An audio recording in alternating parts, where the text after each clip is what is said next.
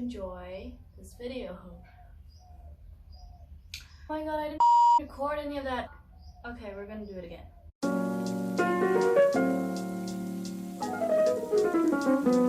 Hello everybody, welcome back to my YouTube channel, or if you're new here, I'm Joy, and it's a little different setup than my usual videos because I'm back home with my family in India. I am not in Netherlands right now like I usually am in all my other videos. I thought of doing a quick Q&A. I did a Q&A on my Instagram, which is at Yourbossjoy. Quite a few of you had questions which were more or less similar to each other, so I thought I should just sort of categorize them all together and try to answer most of them. So I hope you enjoy this video. So I thought of just starting it off with some frequently asked questions. My name's Joy and I'm 23 years old. My birthday is on the 28th October, and what I studied is probably how most of you found my channel, because my top or the most watched videos are my university videos or my Lady Shriram videos. So yes, I was in Lady Shriram. I was a batch of 20. I'm sorry if you hear footsteps, if you hear birds chirping, or if you hear any other noise, because this is the best I can do. I will try to edit as much as this possible, but if I can't, then I'm just so sorry about this. Yes, I was in Lady Shriram College for Women, and I was a batch of 2019. So I graduated 2019 May, June, July. So I did my bachelor's in English, and what I'm studying now is master's in creative industries in Netherlands at Revital University. So those were the frequently asked questions. Do I have a side job? No, and now I don't know if I ever will because of the pandemic. I am funded by my parents, who I am very, very grateful for. Thank you, Mom and Dad. I know you're watching this. My two consistent viewers are my mom and dad, so thank you. The next two questions are, what are my future plans after graduation? Good question. I don't know. I'm just still trying to figure it out, but I would like to take a break because I've been studying consistently for what, now 23 years of my life, and I kind of want to chill for maybe a few months, and maybe in those few months I will figure out what exactly I want to do, which line exactly do I want to get into. But so far, yes, I've just been narrowing it down, narrowing each industry down and each specialization down. So far, sticking with media, sticking with creativity.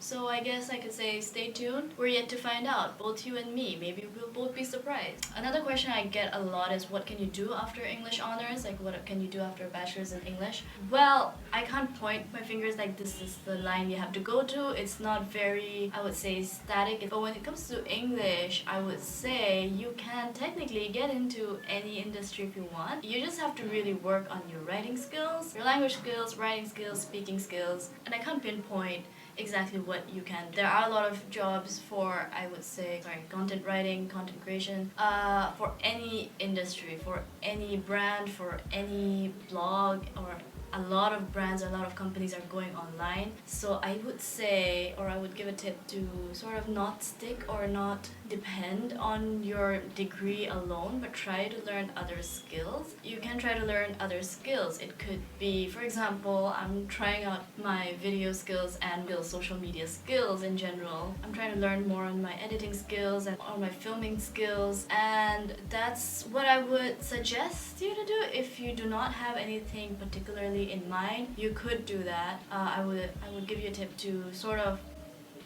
broaden your horizons a bit, try out different things, learn new skills, try to learn how to do things with technology, or just create a social media presence. The market is ever changing, and at this point a lot of things are going online. A lot of things are going digital, and if you can have the qualifications, if you have the skills for that, if you know how to work your way through different social media apps, if you know how to work your SEOs, if you know how to do coding, if you know how to make blogs and websites for companies and brands, that's a huge plus. So I would say do not depend on your degree alone, but try to experiment and learn new skills online, learn new skills that might help with the digital market. But yes, I can't just pinpoint saying this is what you do. You do English honors and then this is the job you get.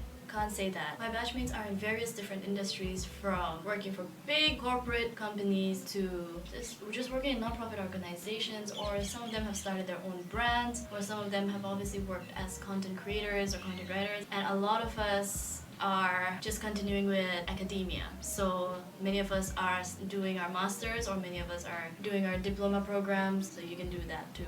That's an option. So good luck. I thought I'll just dive into the next set of questions, which are about the editing softwares that I use, or all the things that I use for filming, like the equipment and how do I edit exactly. Very basic stuff, because I am very new to this thing. I know it's been a year since this channel, but I would still say I'm still learning my way around, and I'm still sort of experimenting with different things. So yes, what do I use for filming or taking photos? I've been using my phone for the longest time. Ever since my channel started, everything has been filmed. Well, pretty much everything, unless my friends film it for me from their phones. Everything has been filmed on the S9 Plus, Samsung S9 Plus. It's been what, 2 years now? I think I got this end of 2018, and I started this channel 2019 beginning, I think, if I'm not wrong. So everything has been filmed on my phone, which is a Samsung S9 Plus. So far it's good. So far I'm very satisfied with it. It's not the best, I would say. I've seen a lot of positive reviews for the Samsung S10 and S10 Plus maybe. So maybe they have better vlogging qualities for their cameras, but the S9 Plus is what I've been using for the longest time. So yes, for filming videos I use the S9 Plus. Taking photos, same thing. A few other equipments that I use would be my tripod, so I will link it down below. It's a very simple tripod. I've used 2 tripods, so this is my second tripod that I've been using. So I bought this new tripod, I think last year, 2020, March or April if I'm not wrong, because the first tripod that I used, or that I was using, my flatmate took it with her to some windsurfing thing. Yeah. So I had to get a new one. I will link it down below, or maybe just put it on the screen. I'm not sure of the exact models about these things. So it's tripod basically, and a Bluetooth remote, because I have to take photos by myself most of the time. For that I use this Bluetooth remote. It's like a wireless tiny remote. You just connect it to the Bluetooth on your phone, and it just does wonders. It's worked for me so far, and you know, I take pretty okay photos with it. I recently bought a mic just a few months back. This is the Donor PC something. So it's the Donor TC777 USB condenser microphone. And it's on the more affordable side, I would say, and it's working pretty fine. The mic itself is working pretty okay. When I record my singing videos, I edit most of the audio on GarageBand, which is already there on Apple. For editing, for photo editing, I use Visco or VSCO mostly, and Snapseed in case there's something to erase in the background or in the picture itself. And for the very poor quality meme kind of Photoshop that I do, I just use the Snapchat stickers, or Snapchat filters work fine too. For some of my videos I think I did use Snapchat filters for them. And for my video editing, I've been using iMovie for the longest time on my laptop, and now I'm trying to explore Premiere Pro, Adobe Premiere Pro. I use Premiere Pro to sort of edit the podcast as well, and I use GarageBand, like I just mentioned, to record or to edit my audio files for my singing videos. Next up, I got a lot of questions on my skincare. My skincare is not very extravagant, I would say, and I think it highly depends on the type of skin you have, and that can also further depend on your diet, your hormones. Keeping that on mind, I don't have extreme skin issues, so I don't have like a whole extravagant step-by-step kind of skincare routine. I don't exactly have a routine as such. I do it whenever needed. Try to do it every night, every morning, but then again, I don't think it's required every night, every morning. I like to give my skin some rest too in that sense. So this is a very brief thing. Products I use, a quick review of them if I like them or not is another request that I got, or another question that I got was product reviews. So I'm guessing that question was meant for skincare and makeup maybe. So I've realized when I was gonna make this video, I realized that most of the skincare products that I use are all Korean, and I didn't realize that first. I use, for my face wash, well, back in the Netherlands, I didn't bring it with me here, the COSRX Low pH Good Morning Gel Facial Cleanser.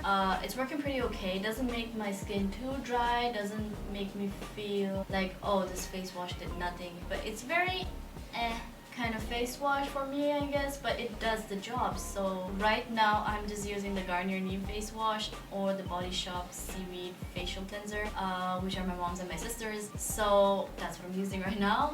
For moisturizer, I am hands down Innisfree lover. I'm currently using the Aloe Vera sleeping pad serum or lotion, and it's working pretty fine. I would say I use this usually during summer because it's more light on the skin, so it's not very heavy duty for my winter skin. And during winter my skin gets so dry and flaky that I need something stronger. During winter I mainly use the green tea lotion, the green tea moisturizer, which was a bit more heavy and more suitable for my dry winter skin. For sunscreen I've been using the Klairs Soft Airy UV Essence SPF 50+++. I really like this sunscreen because it doesn't give you that very whitewash kind of painted or that white tint that most sunscreens leave behind. I've been using this for about a year now, I think, and so far hands down it's my favorite. I haven't used it in a tropical setting, like a tropical really warm and humid setting yet, because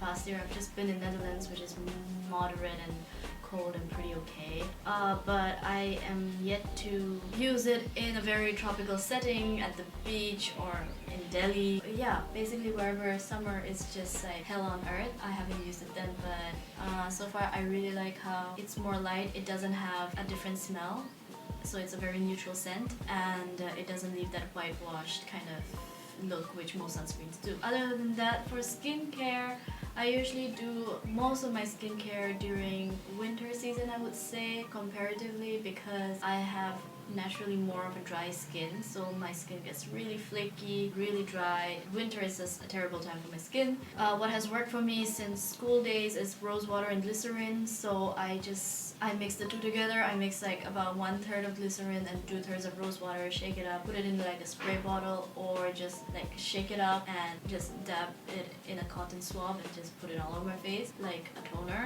It has helped and I've seen results. For lips, it's this lip balm from Burt's Bees, or I forgot what the one that I'm using it right now. Blistex?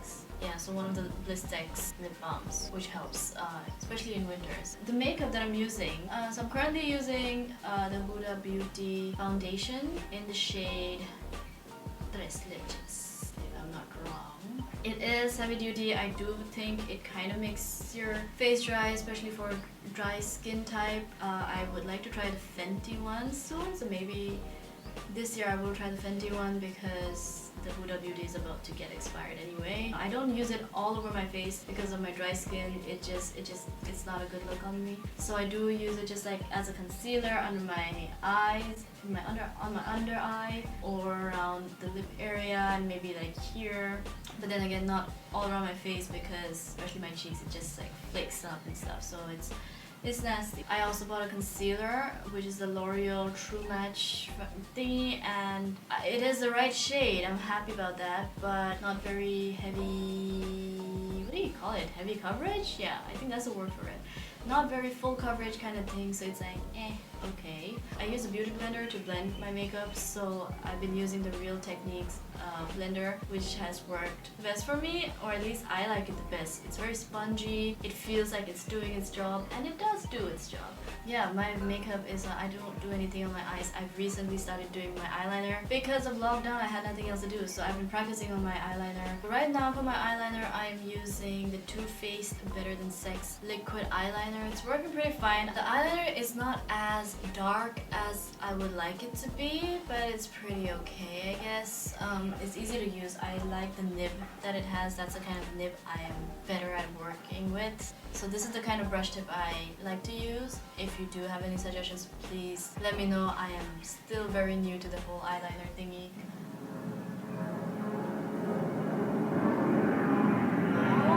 The longest time I've been using one lip liner since school days, and hopefully they do not stop making it because I'm still yet to buy it again. This is the Chambor in the shade brown, I guess, BR01. I think that's the shade, or that's the number.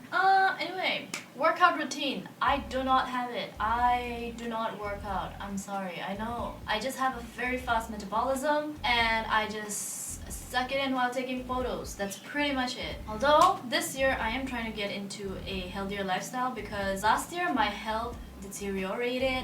Is that how yeah. Started to go bad. Deteriorate, worsen, decline, degenerate, decay. Yes, exactly. Everything, all that happened last year.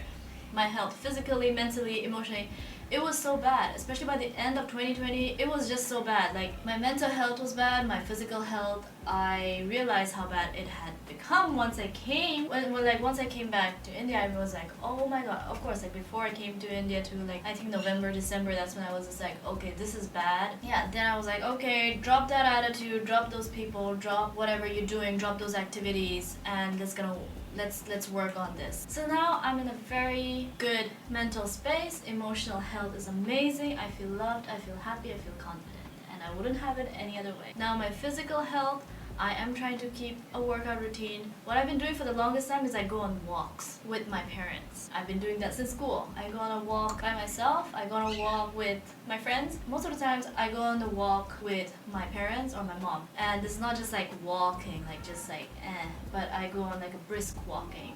And I think it has helped, or at least I don't know, that's the most routine-ish thing I would say. And I go for a walk, even back in Netherlands, I try to go for a walk as much as possible, and it's like brisk walking. And sometimes if I'm trying to go for a walk when I'm angry, then I run. So maybe you can add that too, but I don't do that as a routine thing. It's just like when I'm really mad, then I go run. So now I'm trying to get back or focus a bit more on my physical health as well. Now I'm trying to change it. So I have been on the treadmill. I've been burning at least 200 calories a day according to the treadmill. And apart from those, I'm trying to do just like with my body weight, not any extra weight. I'm just trying to do a few squats and lunges, all that good stuff.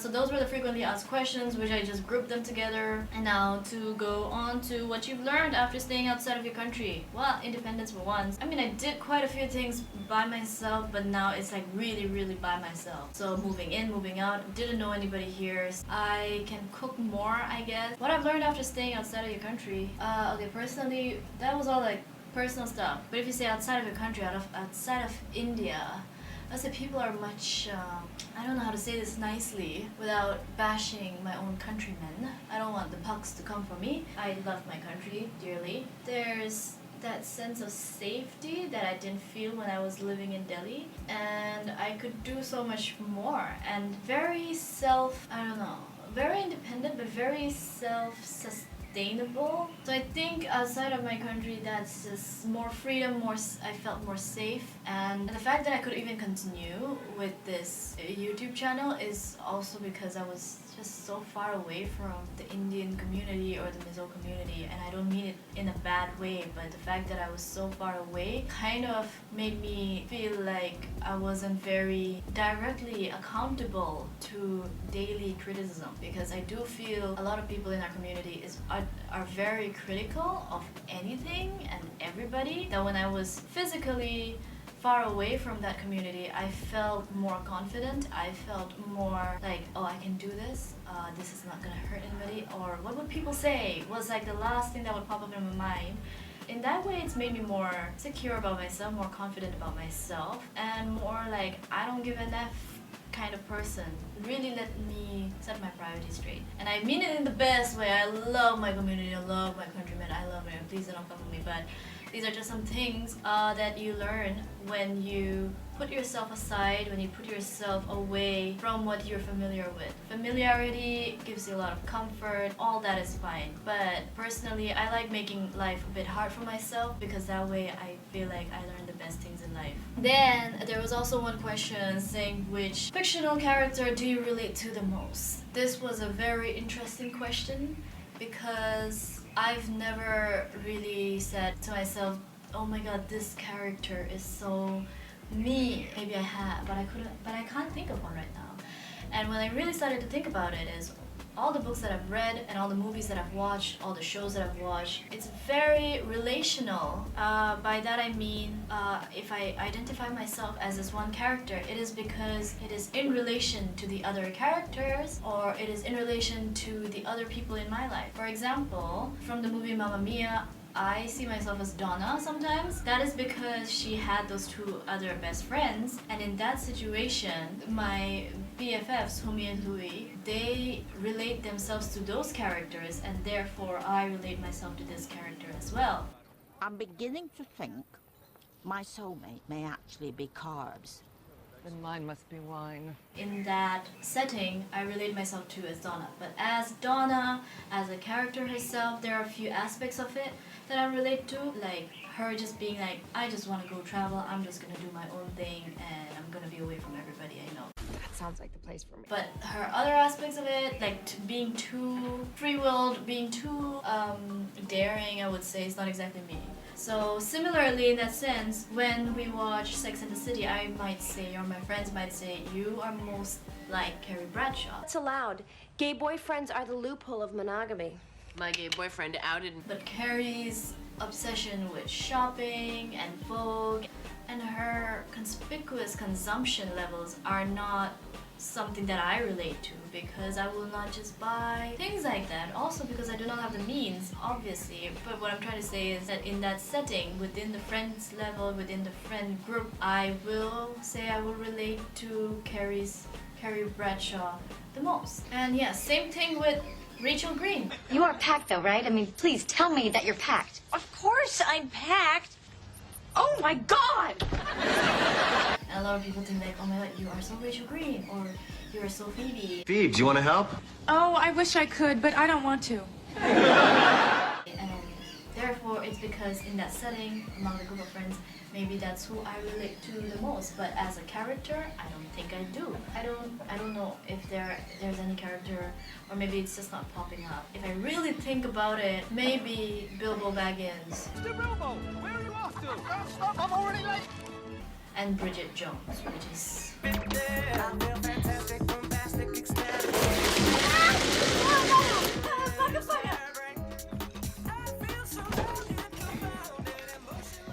fuck is the fucking tuna? This is Bridget Jones, Fawcett of Britain, searching for tuna. which is not the most attractive characters to relate to, but maybe... But when I thought about this question, Bridget Jones and Bilbo Baggins were it. Those were the two characters that I was like, yeah, maybe I'm like that the most. Apart from that, I don't know. It depends on the relation, depends on the setting, and also depends on the situation that character is in and the situation in my life. When I was like really in love then, and I was reading Call Me By Your Name, I related so much to Elio about it, just how much he wants to say that he loves the other person, is not able to express it. And on the other hand, when I read Madame Bovary, I was like, I relate to her. I feel trapped. I'm not happy with who I am and with who I'm with, and I want to go to Paris. But if soul characters I relate to, maybe Bridget Jones and Bilbo Baggins, which is not the best, I guess. But yes. I'm going on an adventure! I think one last question is, where do I buy my clothes from? It's pretty much everywhere. But I've realized in the recent years I am more of a fan of thrifting, and I've always been. I didn't know Sarojini was like a secondhand thrifting kind of thing, and it is. So yes, back in college when I was in LSR, it would be, apart from the in brands then, or like Forever 21, very fast fashion-y. But I shop from everywhere, to be very honest. I try to make it less in quantity, or I have been trying to stay away from fast fashion brands, but it is so difficult because it's just so easily available. It's right there. We're trying our best. Not everybody has to practice sustainability perfectly, but all of us can practice sustainability imperfectly. That's what I'm trying to do. But I do try to stay more on secondhand clothing, in thrift shops, or small businesses now. Because of the pandemic, it's like, okay, let's try to support those businesses now. So I can't even see my favorite brands because it's like what I like, it could be from anywhere. Maybe what I can try to do is whenever I post outfit photos or whenever I post anything, maybe I can try to list down where I got them from. That might just be more helpful than saying where do I shop from, because it's literally everywhere. that is the end of my video. Lighting has changed drastically. I think it's been an hour or 2 hours of shooting. A lot of noise, a lot of backache, and a lot of rambling away. I'm sorry if this video is very boring to some of you. Thank you if you made it to the end. Thank you so much for watching, and I hope you enjoyed this video, and I hope it helped you in some way. I don't know. Thank you for all the questions. Please do like and subscribe. Let me know if you want to see other kind of videos. Do give this video a like and subscribe to me if you haven't, and you can follow me on social media platforms like Instagram or Pinterest, or even Visco for a matter of fact, as at Yourbossjoy. Thank you so much for watching. I'll see you in the next video. Bye!